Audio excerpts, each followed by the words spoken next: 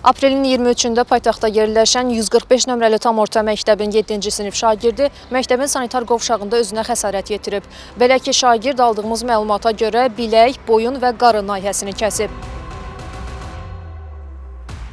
Qızın qolu kəsilib, sonra isə dedilər ki, boğazı həm də kəsibdi, özü kəsibdi. 7-ci sinif şagirdinin bu addımı atmasına sinif yoldaşlarının onu videoya çəkərək sosial şəbəkələrdə paylaşacaqları ilə təhdid etmələrinin səbəb olması iddiaları da var. Bakı şəhəri üzrə təhsil idarəsindən bildirildi ki, hadisə ilə bağlı şagirdin sinif yoldaşları müəllimə və məktəb rəhbərliyinə məlumat verib.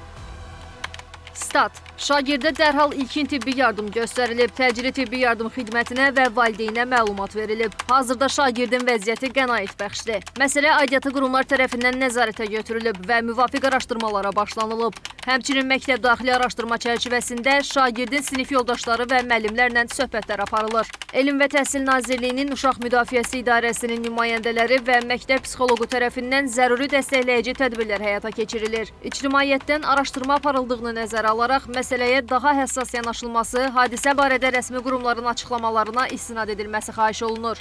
Statın sonu. Təbibdən isə bildirildi ki, sözü gedən məktəbdən çağırış olsa da sonradan imtina edilib. Rəbiyə Əhmədova, Xaliq Babayev, APA TV.